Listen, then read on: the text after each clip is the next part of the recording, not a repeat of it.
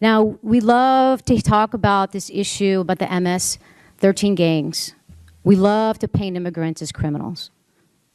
That is not the complete facts. And that is very offensive for me to see continuing to happen, is continuing to message this anti-immigrant agenda. There are many of lots of good immigrants. And then I hear this rhetoric, more DACA-like people. Guess what? DACA-like people are the people we need in this country.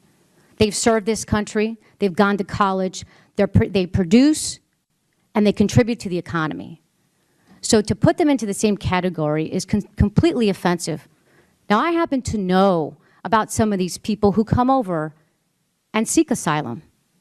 Why? Because I represented a family, an unaccompanied minor, when I was an attorney on a pro bono level, and I had to go find his mom, who was also in detention. Now, it is extremely hard to get asylum. It is very hard to get asylum. The standard is very hard, and it's very high. Now, I had unlimited resources at a big law firm. I could hire experts.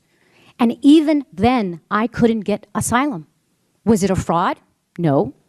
Did she and they get protections? Yes, under a different category. It took years. But there are people who come to this country because they're fleeing the violence. In my particular case, they already killed one of her sons. Guess what? When one of your children is killed and you have one left, you are going to run. You are going to try to seek safe haven. And so it makes me sick to my stomach to keep hearing over and over again, painting the broad stroke and the picture as though these are folks who are coming here to do harm. And so, you know, it's just unbelievable to me how this rhetoric continues, and to see it continue in a campaign season just gets even worse and worse. And just because you don't get asylum doesn't mean that it's a fraud. And I think that's something that's just so important for me to state. Now, I want to move on to the issue of family separation. According to the New York Times, more than 700 children had to be taken from adults claiming to be their parents since October, including more than 100 children under the age of 4.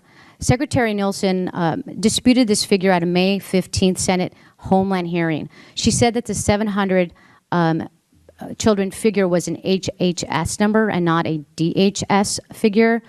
Does anybody on this panel know what the DHS figure is? We can, for the record, get back to you with the actual number of people who were in CBP custody and was either unable to determine whether there was a familial relationship that we could prove and were comfortable with, or somebody was prosecuted under the having crossed the border illegally, and then that caused a family separation. We can get back to you and give you the exact number of that.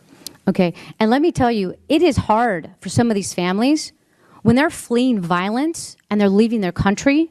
They're not exactly saying, oh, let me go look for documentation so that I can prove this is my child. I had a hard time in my own case having to find people there on the ground to get the documents that we needed to make a case, right? People are leaving because they're in distress, because they're facing violence and they're fearful, right? It's not generally something they're thinking about before they take off. How do I prove this is my child? I'll tell you right now, if I had to go find something to prove my relationship with my mother, it'd probably take me a little while. So I understand how difficult this is. Can you tell me how we are counting and tracking children that are separated from children? So everybody that's taken into custody, it goes through the sort of a booking procedure, right? We get the biographical information, and so all of that is in the documentation systems at CBP. So that's how we try to establish whether they're related or not using those documents. That all becomes part of their record, because as they come in, that part of that processing is referring them for a removal hearing. Great, thank you. I yield back. Can I respond to the speech that was made? Absolutely. First of all, no one on this panel is anti-immigrant. We're law enforcement officers who enforce the law that you all enacted. So to sit there and say that we're anti-immigrant is just wrong. We are enforcing laws. If you think it's okay to enter this country legally and they shouldn't be arrested, that's just wrong. The laws clearly state enter the country legally is a crime. And no one's up here saying all illegal aliens are criminals. A certain percentage of them are criminals. They commit yet another offense after they're here. I've said many times, I certainly understand the plight of these people, and I feel bad for some of these people, but I have a job to do. I have to enforce the law and uphold the oath that I took to enact the laws enacted by you, Congress.